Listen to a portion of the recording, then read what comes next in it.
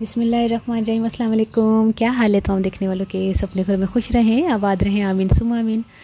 आज हम पराठा बनाने लगे हैं बहुत ज़बरदस्त सहरी के लिए। ये एक रेसिपी है जिसके लिए मैंने 1.5 कप सफ़ेद आटा लिया है, थोड़ा सा नमक लिया है, 1 चाय का चम्मच मैंने चीनी ली है और दूध से हम इसको गूँधेंगे। दूध से गूँधने से बहुत सॉफ्ट जो है ना वो आटा तैयार होता है और खाने में तो पराठा बस वाह वाह कर देंगे थे। दुध दी बनी हुई चीज़ है ना, बड़े मज़े दी, मतलब शाइन भी आती है पराठे च। अच्छी तरह इसको मैंने गूँध लिया है और इसको थोड़ी देर के लिए मैंने रख दिया है। जब तक हम बाकी की तैयारी कर लेते हैं। 3 अंडे मैंने लिए हैं, 2 से 3 हरी मिर्चें बारीक कटी हुई, 1 खाने का चम्मच हरा धनिया, थोड़ी सी मैंने कुटी हुई लाल मिर्चें ली, ज़्यादा नहीं ली, 2 चुटकी करीब गरम मसाला, थोड़ा सा नमक और थोड़ा सा ही ज़ीरा। मतलब बहुत ज़्यादा, ये 2 खाने के चम्मच दूध है, बहुत ज़्यादा सामान इसमें नहीं जाएगा। एक छोटा सा मीडियम साइज़ का प्याज है, उसको मैंने चॉप कर लिया है। हरी मिर्चें मैंने थोड़ी डाली अपने हिसाब से, आप कम या ज़्यादा कर सकते हैं, लेकिन लाल मिर्चें मैंने थोड़ी कम डाली हैं।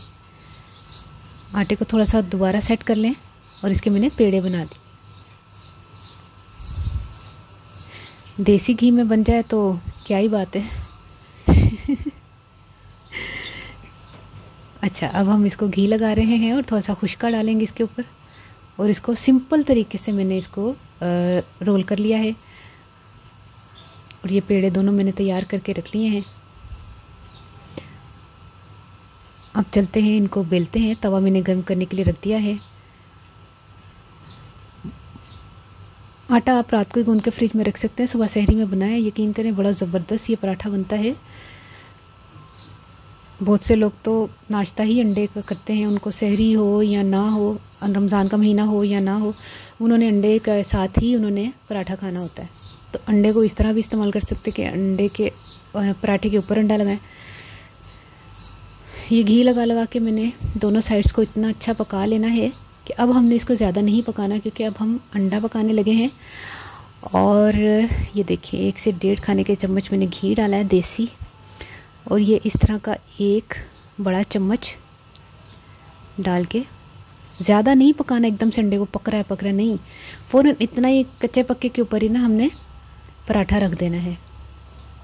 और थोड़ा सा किसी चम्मच से इसको थोड़ा सा दबाना है, बहुत ज़्यादा नहीं दबाना, मतलब हिलाना नहीं है कि दबा के हम पराठे को वो इस तरह वो कर रहे हैं कि वो अंडा जो है वो अलहदा हो जाए, पराठा अलहदा हो जाए।